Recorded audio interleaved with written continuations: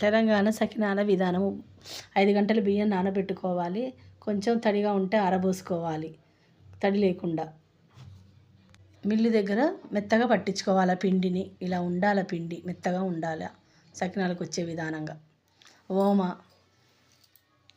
నువ్వులు, తగినంత ఉప్పు వేసుకొని కలుపుకోవాలి. నువ్వులు పిండి మొత్తం మంచిగా కలుచుకునేలాగా కలుపుకోవాలి. తర్వాత వాటరు సమపాలలో కలుపుకుంటూ ఉండాలి, ముద్ద వచ్చేలాగా, అంటే సకినం తిప్పేలాగా. మన తెలంగాణలో ఈ సకినాలు చేసే ముందు గౌరమ్మను పెట్టుకుంటాము కాబట్టి గౌరమ్మను పెట్టుకొని సకినం దాని చుట్టూ చుట్టుకోవాలి. ఒకదానిమ్మట ఒకటి చుట్టుకుంటూ ఉండాలి చక్కగా. పొడి పిండిని పక్కకు కొంచెం పెట్టుకుంటాం కదండి, ఎమ్మటే మొత్తం కాకుండా కొంచెం కొంచెం చుట్టుకుంటూ రావాలి. మీకోసం మళ్ళీ చూపిస్తున్నానండి. మంచిగా చుట్టుకోవాలి గుండ్రగా. చాలామందికి ఇవి రావండి. మీకోసం మళ్ళీ వేసి చూపిస్తున్నానండి, జాగ్రత్తగా చూడండి.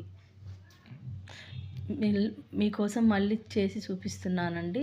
తగినంత పిండి చేతిలో తీసుకోవాలి, గుండ్రగా చుట్టుకోవాలి. ఓ దానిమ్మటి ఒకటి, ఓ దానిమ్మటి ఒకటి అట్లా పోతూ ఉంటాయండి. జాగ్రత్తగా చుట్టుకోవాలండి. ఇంటి దగ్గర ఇరుగు పొరుగు వాళ్ళకు కూడా పంచడానికి చాలా చేస్తామండి, 10 కేజీల దాకా. అలా ఆరిన తర్వాత అట్లా సరాతంతో ప్లేన్గా ఉన్న ప్లేట్లోని 5 అంటే కళాయిలో ఎన్ని పడతాయో అన్నీ తీసుకోవాలండి. తీసుకున్న తర్వాత కళాయిలో జాగ్రత్తగా వేసుకోవాలి. వేసుకోగానే తిప్పకూడదండి. కొద్దిసేపు అయిన తర్వాత సీకు పుల్లతోటి జాగ్రత్తగా అటు ఇటు కాల్చుకోవాలి. దోరగా కాల్చుకోవాలి. చక్కగా గోధుమ రంగులో వచ్చేటట్టు కాల్చుకోవాలి. మంచి బంగారపు కలర్లో రావాలండి సకినాలు.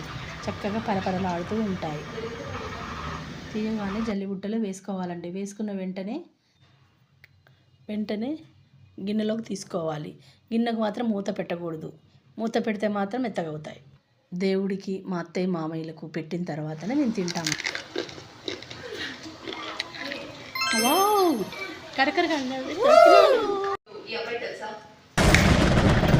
పన్నీరిగిందా బాగున్నా? నిజం చెప్పు.